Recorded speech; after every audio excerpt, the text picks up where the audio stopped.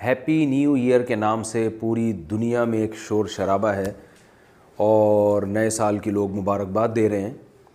तो जो लोग मज़हब को नहीं मानते, हम अक़ल से पूछते हैं, अक़ल से, कि क्या ये लोग दुरुस्त कर रहे हैं कि नहीं कर रहे हैं। मज़हब की इस बारे में क्या तालीमात हैं वो तो हमारे सामने है। नबी सल्लल्लाहु अलैहि वसल्लम की ज़िंदगी में बहुत मरतबा नया साल आया, सहाबा ताबीन की ज़िंदगी में, मगर किसी ने किसी को मुबारकबाद नहीं दी।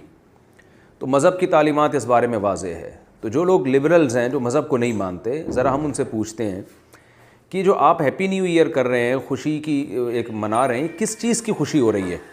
यानी इंसानी अक़ल हैरान होती है कि आप जितने दिन ज़िंदगी के लेकर आए थे तो आपकी ज़िंदगी में एक साल कम हो रहा है, आप कब्र के एक साल करीब हो रहे हैं, तो इस पर आप खुशी मना रहे हैं। एक आदमी है जिसे फांसी का हुक्म सुनाया गया और जज ने कहा कि 4 साल क़ैद बमुशक्क़त के बाद आपको 4 साल के बाद फांसी पे लटका दिया जाएगा। अब जैसे ही नया साल शुरू होता है वो फांसी का मुजरिम उछलता है, कूदता है, भाई नया साल मुबारक। तो लोग कहेंगे ना भाई कि ये पागलपने वाली बातें हैं, आपकी ज़िंदगी में 3 साल कम हो गए, आपने फंदे पे लटकना है।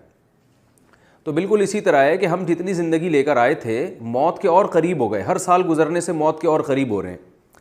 तो ये क्या यानी अजीब सी बात है जो बिल्कुल कॉमन सेंस के ख़िलाफ़ है।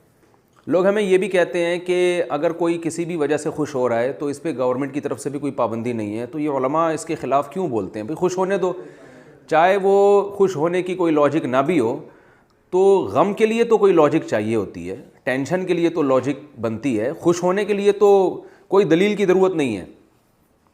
ये बात बज़ाते ख़ुद ठीक है कि आप खुश होने के लिए आपके लिए के पास कोई रीज़न का होना ज़रूरी नहीं है, क्योंकि खुश होने से फ़ायदा ही हो रहा है ना।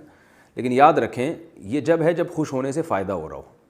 जब बिला वजह खुश होने से फ़ायदे के बजाय नुकसान हो रहा हो, तो फिर ऐसे मौके पे खुश होना ये बिल्कुल भी ठीक नहीं है। इससे इज्तिमाई सतह पे कौम का नुकसान होता है। नए साल की खुशी मनाने में नुकसान ये हो रहा है कि आप मौत के करीब होते चले जा रहे हैं, आपकी ज़िम्मेदारियाँ बढ़ती चली जा रही हैं। तो आप अगर अफसोस करते ना, जो अब तक माजी आपका गुज़रा है, उस अफसोस से इस बात का चांस था कि शायद अगला साल आपका बेहतर हो जाए। यानी आपने जो ज़िंदगी के चंद साल गुजार दिए उसमें आप अपनी ख़ामियों को तलाश करें और देखें कि क्या क्या ऐसी चीज़ें हैं जो हमसे गलत हुई हैं, तो उस पर आप निदामत के आंसू बहाएं। निदामत के आंसू बहाने से फ़ायदा ये होगा कि आपका अगला साल पिछले साल से इंशाअल्लाह अच्छा गुजरेगा।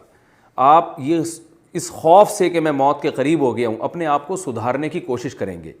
लेकिन हमारे यहाँ जिस तरह से नए साल मनाया जाता है, इससे इंसान अच्छे कामों से दूर होता है, अच्छे कामों के करीब नहीं होता।